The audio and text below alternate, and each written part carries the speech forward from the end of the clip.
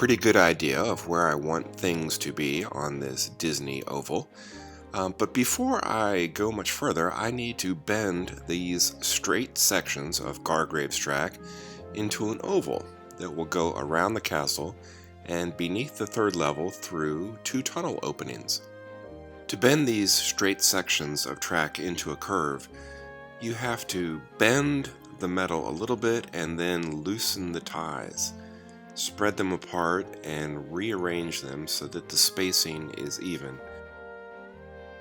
It's important to pre-drill the holes for these screws that hold the track in place. The wooden ties are not very strong, they're kind of brittle, and pre-drilling helps lessen the possibility of them splitting. I place screws every 5 or 6 inches, and maybe even closer than that around the curve. It's a tight radius this turn.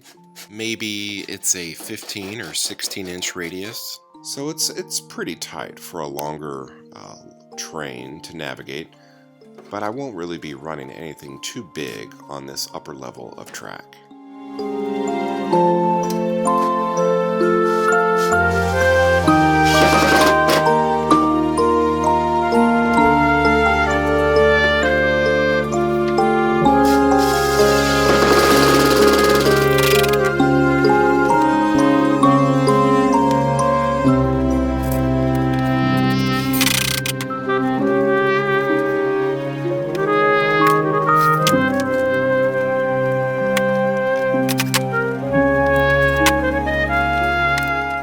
The screws alone are enough to hold the track in place, and these little pins between sections do a pretty good job of conducting electricity through the rails. But as an additional measure for reliability, I'm going to scuff up the outside section of each rail, and then I will solder a little piece of copper between each section, and that will make one continuous solid circuit for this track system. I'm a big fan of reliability and low maintenance.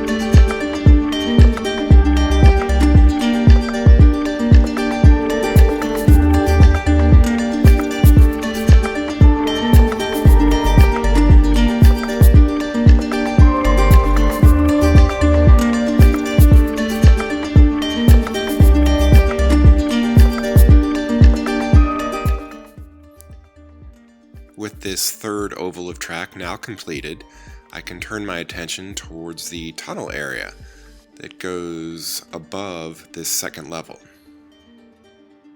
This will actually be a third level that won't have any track on it, but I think I will put some landscaping, maybe a few buildings, and definitely a small grove of trees on top of this. This will be a tunnel opening for the left side, and it's almost a mirror image on the right for a tunnel opening there as well.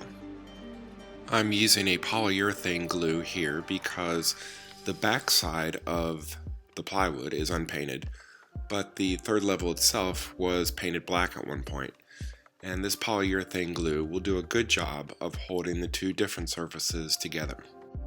This urethane glue takes a little bit longer to dry, so I will just use a few finish nails here and there to hold the two pieces together. I used my table saw to trim some pieces to match the design of the lower levels tunnel openings, and now it's just a question of trimming them to the right size so that the two levels and their tunnel openings will match. They'll look like they were done at the same time instead of many years apart.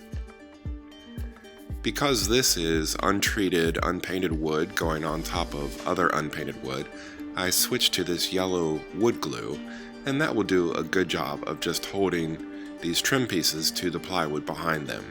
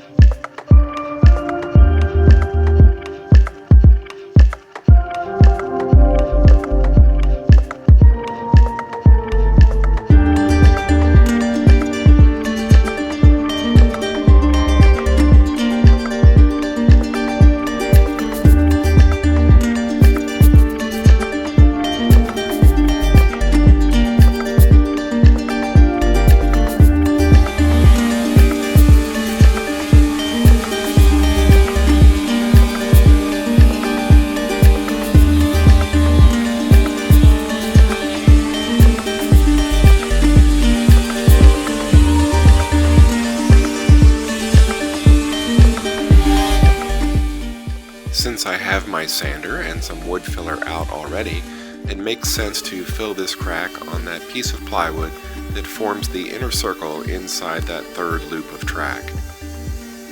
Once it's sanded nice and smooth, I come back with a little primer so that I have a nice even surface to work with later on.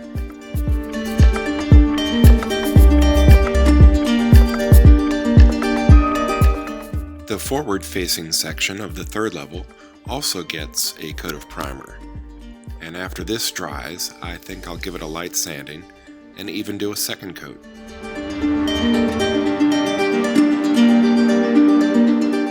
Pretty soon it'll be time for some finish painting, some final colors and some textures in paint, but until then I like the way this plain, crisp white primer looks, and I think this tunnel opening matches pretty well with the opening beneath it on the main level.